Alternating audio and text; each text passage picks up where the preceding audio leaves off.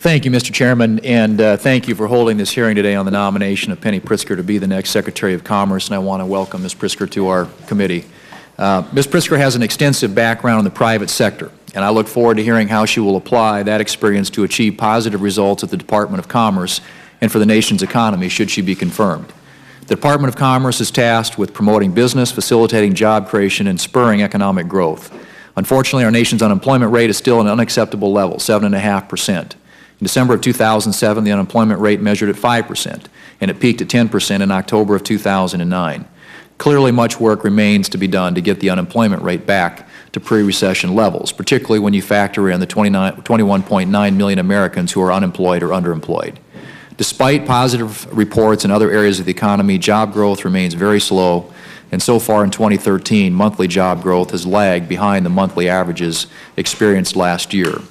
We in Congress must make jobs and the economy our top priority, and that means we must strive to do what we can to unleash the great American entrepreneurial spirit. We need to remove needless and outdated regulation and reduce burdensome tax rates for businesses of all sizes. We must craft policies that spur the private sector to take risks to create jobs, and we must also seek to restrain the government's inclination to intervene in the marketplace. In other words, we should let the free market choose economic winners and losers rather than having the government do so.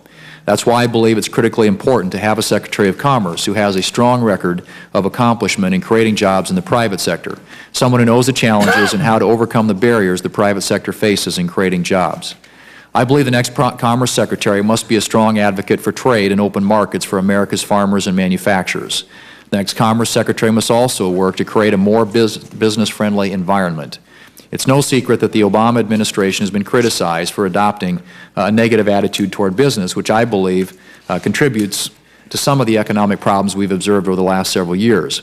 There's a significant uncertainty in the private sector, and many within the business community are wary of the Obama administration's predisposition to have the government intervene in the free market and its failure to adopt pro-growth policies. I believe we must have a cabinet official who is strongly committed to economic expansion, trade promotion, and policies that strengthen our competitiveness. So I look forward to hearing Ms. Pritzker discuss her priorities with respect to these issues. I'm particularly interested in hearing about Ms. Pritzker's experience serving as on the President's Council for Jobs and Competitiveness.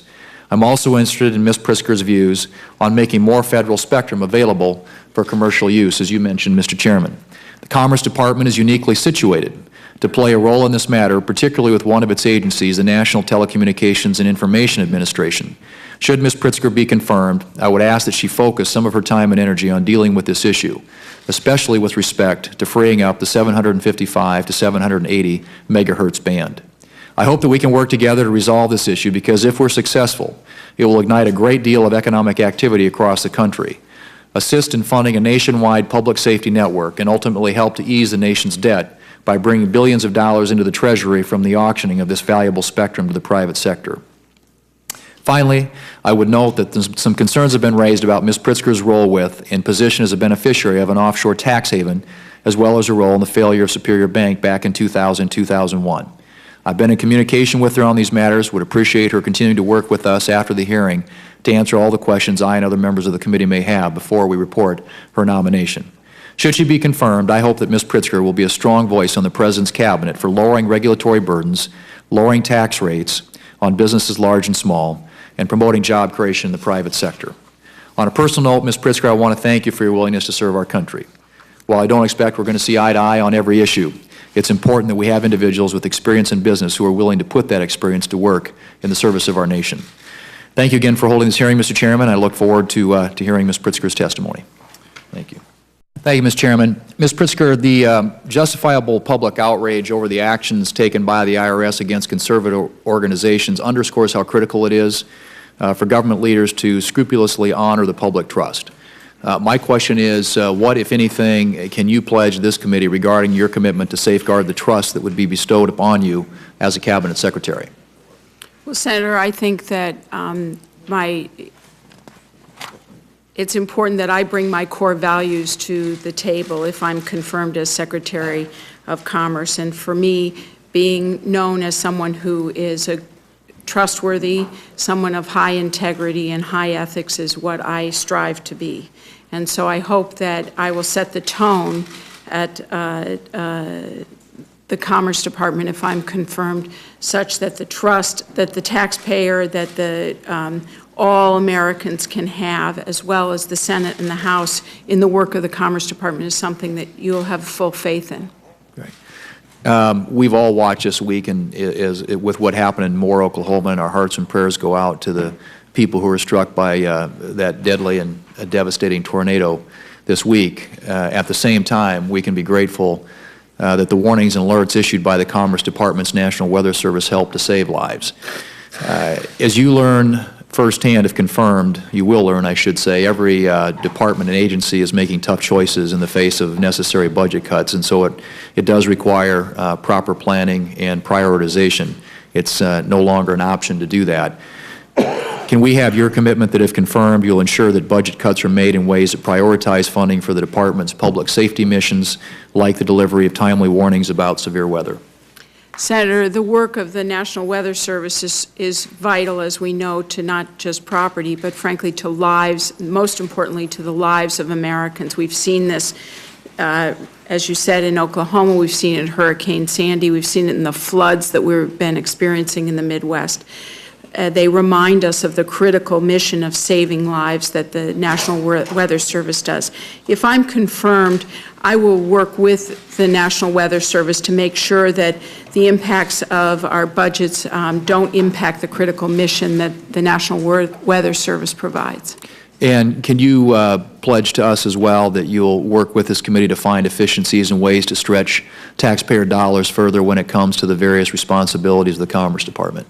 Senator, in my 27 years in business, I've had to learn to stretch dollars, and so that's something that I have experience in. I think the first thing that's required is to put in place good leadership throughout the organization that shares the same approach, and then work with that leadership to be able to identify ways that the Commerce Department, if I'm confirmed, can be as effective but more efficient. Okay. As I mentioned earlier in my opening remarks, some have criticized the administration as being anti-business. In 2010, the chairman of the Business Roundtable and CEO of Verizon famously said the administration was fostering, and this is, I quote, an increasingly hostile environment for investment and job creation, end quote. If confirmed, you would bring a track record of entrepreneurial activity in the private sector as well as service on the President's Jobs Council to the position of Secretary. If confirmed, what will you do to foster a more pro-business attitude within the administration? And maybe as a follow-up to that, can you provide some examples of actions that you've taken or strategies that you've used successfully to create jobs in the private sector? Well, Senator, when the President asked me if I was interested in taking this position, we discussed very clearly his desire that I serve, if I was confirmed in this position, as a bridge between the administration and the business community, a role he saw as, if I could play that role as part of his economic team, that he felt that the relationship would be improved. And that's something that I look forward to working very hard on. In terms of examples of when I have created jobs, Senator, I started a senior living company that today employs about 3,500 people. I've started a real estate investment firm that today employs dozens of people. I've started a number of businesses as well as grown businesses and grown the number of employees. Frankly, when I think about my job as a business person, the thing that made me most nervous was to try and make the best decisions that I could, because I knew how many lives were impacted by those decisions. And the ability to be not just a business leader, but a job creator is something that I've been very proud of, and something that I will bring that experience to the role if I'm confirmed as Secretary of Commerce. Thank you. And Ms. Pritzker, I need to ask this question. There's been a lot written about this, as you know, but with regard to the failure of the Superior Bank in 2001, it was a bank that was one of the early leaders in subprime lending. Some of your defenders have stated that you had no active role in management of the bank for 7 years prior to the bank's failure. But according to a report issued by the FDIC's Inspector General, concerns were raised by the Office of Thrift Supervision about the bank's mortgage banking practices as early as 1993, when you were still chair of the bank's board. In addition, others have pointed out that you continue to serve as a board member for Superior Bank's holding company and sat on the bank's audit committee until its failure. Could you just tell us what role you played at the bank in the years leading up to Superior Bank's failure in 2001? Well, Senator, thank you for giving me the opportunity to tell the story. So my Uncle Jay and a friend of his bought a bank in 1989. It was a failed bank. I was never an officer of the bank, nor was I involved in management. I was chairman of the board from 1991 to 1994, when the primary purpose or activity at the bank was to clean up the balance sheet of the bank, which had a lot of problem loans. I stepped down as chairman of the bank, and the bank maintained its own separate bank board 7 years before the bank failed. Regulators concluded in 2000 that certain assets on the bank's balance sheet were overvalued after a change in accounting rules. On the holding company, what one looks at is the balance sheet and the financial statements and deals with all the subsidiaries of the holding company. Unfortunately, when the problems arose, my uncle had passed away, recently passed away. So I stepped in on behalf of the ownership of the 50% ownership of my family to try and salvage the situation. Unfortunately, those negotiations failed and the bank failed. And so then, shortly thereafter, I went to the FDIC voluntarily, and the family only owned 50% of the bank, but I voluntarily went to the FDIC and said, you know, this was post 9/11, and as I said, I come from a family that is very patriotic, and I said to the head of the FDIC, this country's been very good to our family. We need to make this situation right. We'd like to negotiate something to make this right for the depositors.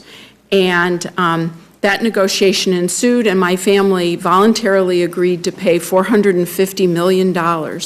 I was not on the audit committee of the board. That's something that is not right. And it was the right thing for us to do, because both for the depositors and for us as a family. Let me just, a quick follow-up, if I might, Sure. Just a minute here, Mr. Chairman. So ultimately, there were a number of the bank's uninsured depositors that had claims that they lost over $100,000 of the savings, including one who reportedly deposited her entire retirement account with Superior a month before it failed. My question is, in two parts, what do you have to say to those depositors who lost significant sums of money because of this venture, and what lessons did you learn from your experience at Superior Bank that will inform your role as Secretary of Commerce if you're confirmed? Well, Senator, I regret the failure of Superior Bank. It was not an outcome or a situation that I feel very badly about that. The lessons that I've learned are really about good management, good governance structure, the importance of diversification and risk management, transparency, and having a solid governance. Okay. Thank you, Mr. Chairman. All right, Mr. Chairman, I think it's just you and me. So we're about ready to wrap this up, and the unpleasantness is about over for Ms. Pritzker. Mm-hmm. But I wanted to ask one other question, and for a minute here, I'm going to channel Senator Grassley. But some have criticized the fact that you're a beneficiary of some offshore tax avoidance schemes, mm-hmm. and that it's hypocritical for the President to nominate cabinet members who benefited from offshore tax havens when he's criticized that practice for others. How do you respond to that criticism? Well, Senator, I am the beneficiary of offshore family trusts that were set up when I was a little girl. I didn't create them. I don't direct them. I don't control them. I have asked the trustee to appoint and remove themselves and to appoint a U.S. trustee. But I have complied with all of the disclosure obligations, et cetera, that have been required of me in this process. Let me ask you one other quick question, if I might. One of the areas under your purview is going to be the administration and enforcement of anti-dumping laws. And the laws intended to prevent domestic industries from being destroyed by imports that are sold here at unfairly low or dumped prices. Commerce Department determines the precise amount of duties that must be collected to increase the price of dumped imports to a non-injurious level. And estimated $400 to $500 million in anti-dumping duties billed on 4 different types of agricultural imports from China have remained uncollected. And even though Their payment is secured by specialized single-entry customs bonds, which are referred to as new shipper bonds that were issued by well-known U.S. insurance companies. The question is, will you commit to provide Congress with a full accounting of all the new shipper bonds that secure anti-dumping duties on these agricultural imports from China, and a plan for collecting the unpaid dumping duties secured by these bonds? So, Senator, I'm not per se familiar with exactly what you're discussing. I know what anti-dumping is, but I will look into it, and I will commit to work with you on this issue. There are a number of honey producers in South Dakota who would be very happy to hear that answer.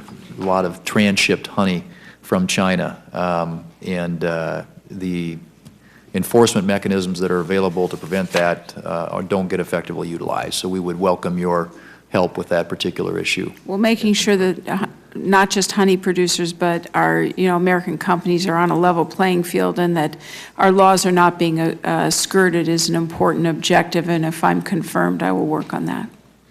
Okay. Thank you, Mr. Chairman.